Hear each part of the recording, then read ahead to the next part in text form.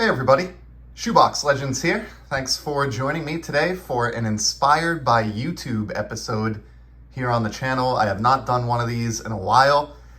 Used to do quite a few of them in the early days of the channel, but I want to get back to this recurring series, and I was recently inspired by YouTube to show off some vintage pre-war cards. And the backstory here is my friend Doug over at dkahn, and I'll leave a link below if I think of it. His channel name is dkahn, D-K-A-H-N, here on YouTube. Learned about his channel recently and been checking out his videos. Love his collection. Really friendly guy, and I just think he's got a great eye for cardboard. He caught one of my videos where I referenced my purple Z folio that I refer to as Grimace, that holds all my purple shiny cards, and did a video where he showed some of his favorite cards grouped by color, and mentioned a couple of his favorites being like yellow, like the 59 Topps yellows, and also red, and showed a really beautiful couple of red cards, most notably a red heart Ralph Kiner, which is just fantastic. And then also recently, channel that I've stumbled upon, Vintage Sanctuary, Adam over there, who does a fantastic job.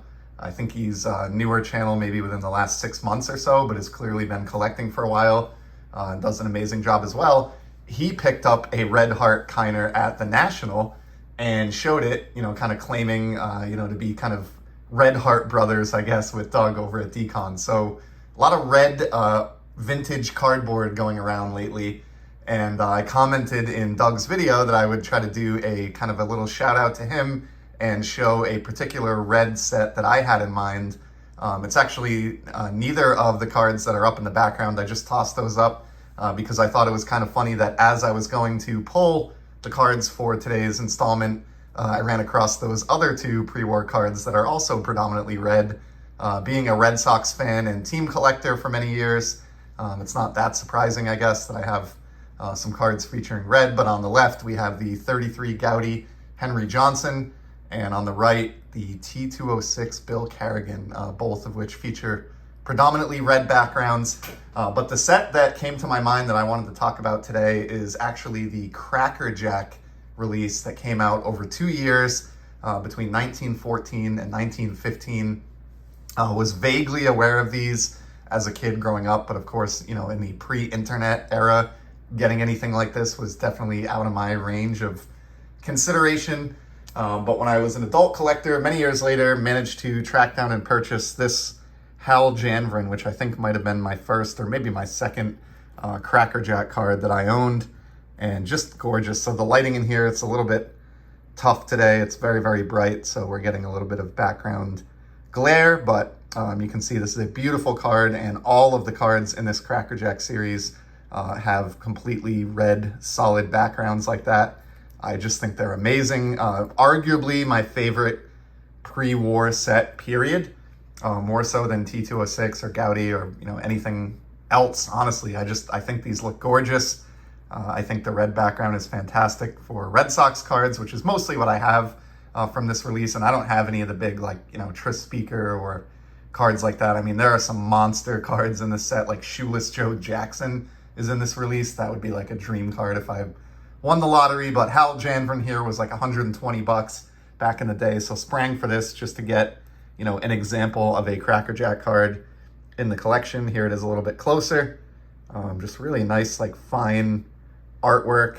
This one's a little bit kind of muddied. Obviously, my Cracker Jack cards are not high grade. I don't have the money as a collector to pick these up in really, really fine examples. I'm trying to find just cards that are authenticated and slabbed for authentication purposes, but are lower grade, thus making them affordable. So that one I've already shown on the channel, in the history of the channel, somewhere maybe in the early going. And same for this next one, which is, in my opinion, one of the more, everyone likes to use the term undergraded. I think this is truly one of the more undergraded cards in my collection. I'm not entirely sure what caused this to grade the way that it did, and I'll kind of do a slow reveal here. I did this previously, but it was probably a year ago, so some folks may not have seen it. This is my 1915 Cracker Jack Veen Greg, And this one got a 2.5, so the same exact grade as the Hal Janvrin there. But as we pull this down to reveal the shape of the Veen Greg, it looks quite a bit better than Hal Janvrin. So how these cards received the same grade, designated grade from PSA, is beyond me. These are both, they were graded a while back because you can tell they don't have the hologram or the lighthouse here on the flip, but they were graded recently enough that the half grade existed, both having gotten a 2.5. So, I'm not sure where that exactly dates these, but just amazing to me that two cards that differ that much condition-wise could receive the same numerical score from PSA. But this one is just crisp, like almost looks as though it just spilled out of a package of Cracker Jack like yesterday, rather than well over 100 years ago.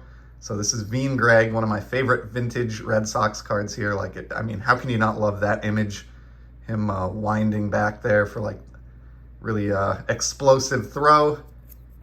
Just great artwork. I failed to show the back on the other one, but famously the 1915, which both of these are, which is the second year of printing, the backs are upside down for some reason. So here's the back, but not much to this. You get a little bit of a player summary along the top, along with a card number, and then this legalese here is this kind of the same on every card on the checklist.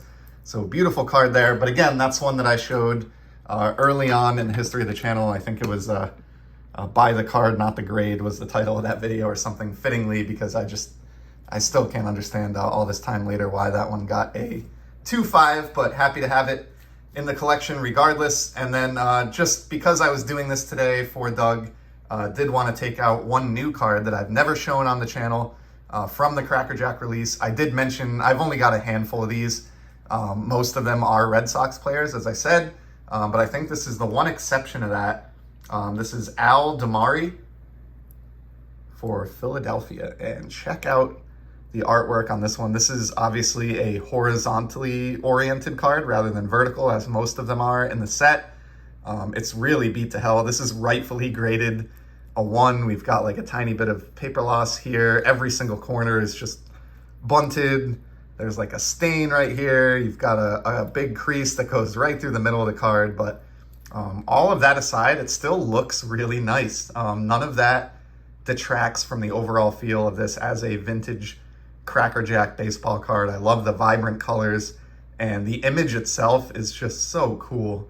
I love this. And what's nice about this, and the reason I was kind of drawn to this card, Al was a cartoonist, a very widely read cartoonist throughout the 1920s and 30s, I believe, after he wound down his playing career. And I think did sports cartoons, or was known for baseball and sports cartoons as well. And so to get a card like this that features an illustration of a baseball player who would later go on to illustrate baseball players from a set that I love, and have it be such a cool looking image. I love that you get his shadow here on the ground. There's some nice kind of light effect going on there. And compared to a lot of cards in the set, this one has a sort of level of detail, or is zoomed out, more so than many of them. A lot of them feature these types of portrait shots like we see on Hal Janvrin, which are fine. Those are really nice as well. But something about this Al Damari just kind of spoke to me. And so despite its incredibly poor condition, I had to pick this up and add it to the collection. So that is probably the one non-Red Sox Cracker Jack card that I have in my small pre-war slab collection. Haven't bought a lot of pre-war in recent years. I had a period where I went through accumulating some of those. I would love to get some more. And I do have one or two other Cracker Jacks that I would love to show off, at some point in the future here on the channel. But for today, we'll stop it there. Just wanted to do that. Shout out to Doug, and I guess to Vintage Sanctuary, Adam as well. And hope you enjoyed these pre-war, very red cards. And I will be back in the near future with some more sports card content, pre-war or otherwise. Until then, enjoy the hobby and stay safe.